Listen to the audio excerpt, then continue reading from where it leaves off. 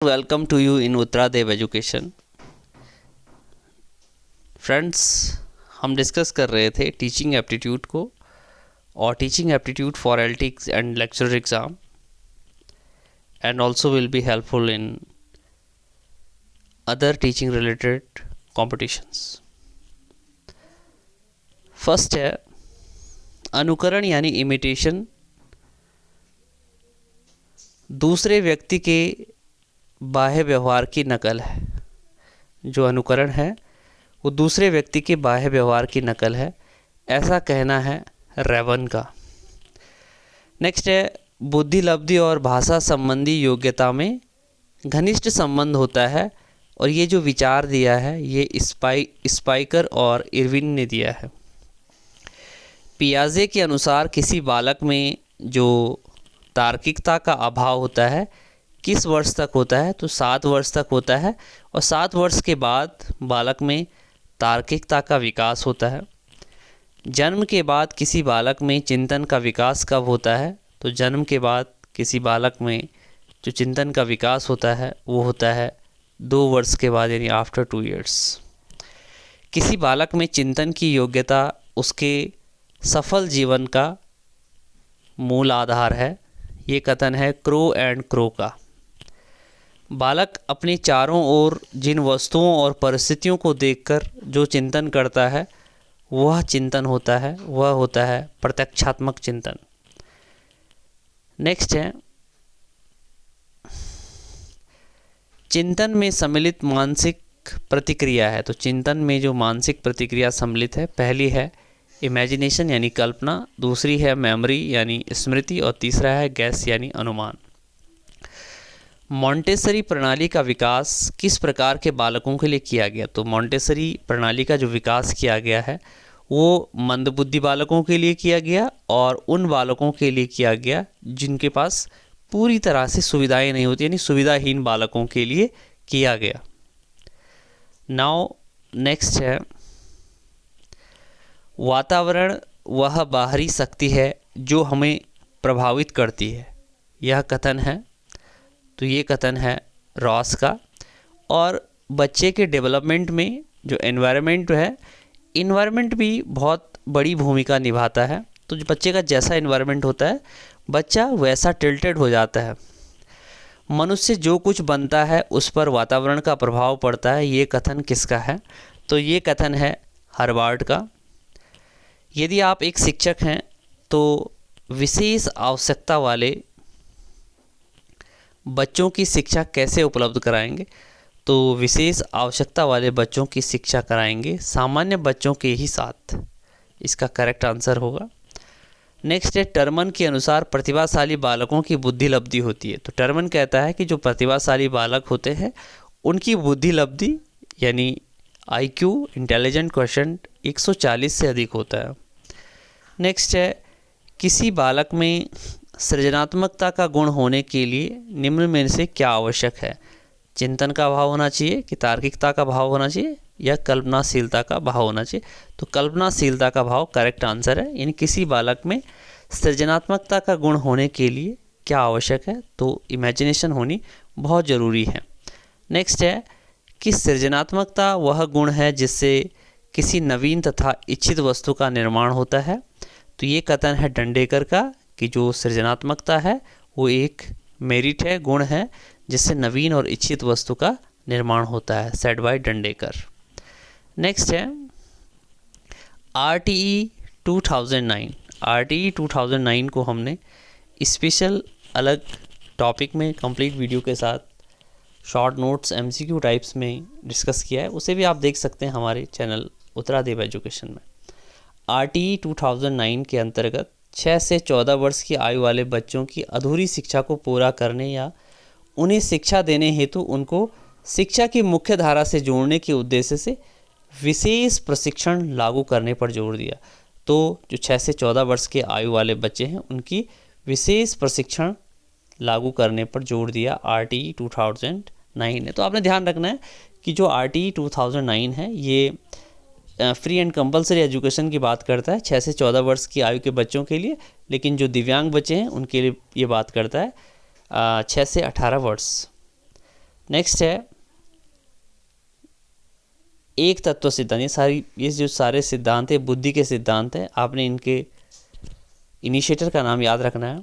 एक तत्व सिद्धांत जो दिया है वो बिने ने दिया है। बहुतत्व सिद्धांत दिया है थार्नडाइक एवं गिलफोर्ड ने। समूह तत्व सिद्धांत दिया है थर्स्टन ने। और त्रिआयामी सिद्धांत दिया है कैरोल ने। नेक्स्ट है बाल केंद्रित शिक्षा के अंतर्गत क्या सम्मिलित नहीं है। तो बाल केंद्रित शिक्षा के अंतर्गत जो सम्मिलित नहीं है वो सम्मिलित नहीं है कि गृह कार्य प्रदान करना, यानी आप बाल केंद्रित चाइल्ड सेंटर्ड एजुकेशन के अंतर्गत बच्चे को गृह कार्य प्रदान नहीं करना चाहिए। और जो चाइल्ड सेंटर एजुकेशन के अंतर्गत सम्मिलित है वो है कि बालक को प्रश्न पूछने के लिए हमें क्या करना चाहिए, प्रेरित करना चाहिए। नेक्स्ट है बहुत इम्पोर्टेंट है कि जो पहचान विकास है, पहचान विकास किसके सिद्धांत से संबंधित है। तो ये जो पहचान विकास का सिद्धांत है ये एरिक्सन ने दिया था। व्यक्तित्व सीखने योग्य व्यवहारों का आदर्श संग्रह है, यह कथन स्किनर का है। स्किनर कहता है कि जो पर्सनालिटी होती है, पर्सनालिटी यानी मुखौटा, व्यक्तित्व सीखने योग्य व्यवहारों का आदर्श संग्रह है। It was said bye Skinner.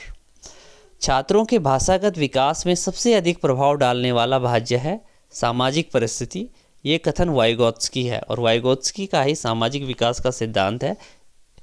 Next है बैंकिंग शिक्षा के फादर कौन कहलाते हैं। तो Freire is called as the father of banking education. उदाहरण द्वारा सामान्यीकरण तक पहुंचने वाली विधि है। तो उदाहरण के माध्यम से सामान्यीकरण तक पहुंचने की विधि है आगमन विधि। नेक्स्ट है सृजनवाद में शिक्षा जो होती है बाल केंद्रित होती है। जीन पियाजे के अनुसार अनुकूलन किसके द्वारा होता है। तो अनुकूलन जो होता है आत्मसात्करण और व्यवस्थापन के द्वारा होता है। नेक्स्ट है कि कोहलबर्ग के अनुसार सही और गलत प्रश्न के बारे में निर्णय लेने में शामिल चिंतन प्रक्रिया को कहा जाता है। तो कोहलबर्ग कहता है कि जो सही है क्या गलत है इसके बारे में जो निर्णय लेने में चिंतन प्रक्रिया शामिल होती है उसे हम नैतिक तर्कणा कहते हैं। नेक्स्ट है ये सारे क्वेश्चंस एग्ज़ाम्स में पूछे गए हैं अलग अलग एग्ज़ाम्स में, तो आपके लिए ये कहीं ना कहीं एग्ज़ाम्स में हेल्पफुल होंगे। तो आप इन्हें ज़रूर थोड़ा देख लें। अगर आप लिखना ना चाहें तो कोई बात नहीं, लेकिन देखें ज़रूर। नेक्स्ट है कि विद्यार्थी द्वारा गणित की कक्षा में सीखी गई अवधारणा का उपयोग भूगोल की कक्षा में किया जाता है, यह उदाहरण है। तो ये जो एग्ज़ाम्पल है ये उदाहरण है सकारात्मक अंतरण का। नेक्स्ट है कि विचार न केवल भाषा को निर्धारित करते हैं बल्कि उसे आगे भी बढ़ाते हैं, और यह विचार किसके द्वारा रखा गया। तो ये विचार रखा गया जीन पियाजे, और जीन पियाजे कहते हैं कि जो थॉट्स होते हैं, विचार होते हैं, ये भाषा को ही निर्धारित नहीं करते हैं बल्कि उस भाषा को आगे भी बढ़ाते हैं। नेक्स्ट है समावेशी शिक्षा उस विद्यालयी शिक्षा व्यवस्था की ओर संकेत करती है जो उनकी शारीरिक, बौद्धिक, सामाजिक, भाषिक या अन्य विभिन्न योग्यता स्थितियों को ध्यान में रखे बगैर सभी बच्चों को शामिल करती है, उसे ही समावेशी शिक्षा कहते हैं। नेक्स्ट है कि जो भूख और प्यास है, तो भूख प्यास जन्मजात प्रेरक भी है, भूख प्यास जैविक प्रेरक भी है, और भूख और प्यास शारीरिक प्रेरक भी है। नेक्स्ट है कि कक्ष में शिक्षक व विद्यार्थियों के मध्य संप्रेषण कैसा होना चाहिए। तो कक्षा में शिक्षक और विद्यार्थियों के मध्य संप्रेषण उद्देश्य केंद्रित होना चाहिए। नेक्स्ट है कि वर्तमान समय में शिक्षा का सबसे उपयुक्त उपागम कौन सा है। तो वर्तमान समय में शिक्षा का सबसे उपयुक्त उपागम है वो है सृजनवादी उपागम। नेक्स्ट है स्कूलों में अधिकतर शिक्षकों में अपने छात्रों के लिए किसका सर्वाधिक अभाव पाया जाता है। तो स्कूलों में जो टीचर्स होते हैं वो अपने स्टूडेंट्स के प्रति स्नेह भी होता है, कभी कभी गुस्सा भी आता है, कभी कभी दोषारोपण भी होता है, लेकिन जो घृणा है, हेट है, इसका बिल्कुल अभाव पाया जाता है। कोई भी टीचर अपने स्टूडेंट्स से घृणा या हेट नहीं करते हैं। नेक्स्ट है परीक्षा में विद्यार्थियों से किस प्रकार के प्रश्न पूछने चाहिए। तो परीक्षा में विद्यार्थियों से प्रश्न पूछने चाहिए समझ पर आधारित, एप्लीकेशन पर आधारित यानी अनुप्रयोग पर आधारित। नेक्स्ट है एक कक्षा में बहुभाषी विद्यार्थी है, यह स्थिति उत्पन्न करती है। तो अगर एक क्लास में अलग अलग लैंग्वेज को जानने वाले स्टूडेंट्स हैं तो ये पॉजिटिव होता है और ये सीखने के समृद्ध संसाधन उपलब्ध कराते हैं स्टूडेंट्स को। नेक्स्ट है AQ। AQ नहीं होगा, ये EQ होगा, यानी एजुकेशनल क्वेश्चन। तो educational question equal to chronological age upon mental age multiply 100। और लास्ट है क्रियात्मक शोध। क्रियात्मक शोध किसी समस्या का समाधान करने हेतु किए जाते हैं और उच्च प्राथमिक स्तर पर शिक्षक को क्रियात्मक शोध का ज्ञान होना चाहिए, क्योंकि वो इसके माध्यम से बच्चों की समस्या की पहचान कर सुधार करने का कौशल विकसित कर पाएंगे। तो जब भी हमें इमीडिएट या तत्काल कोई एक्शन लेना होता है तो उस कंडीशन में, उस परिस्थिति में जो एक्शन रिसर्च होता है यानी क्रियात्मक शोध होता है वो बहुत बेनिफिशियल होता है।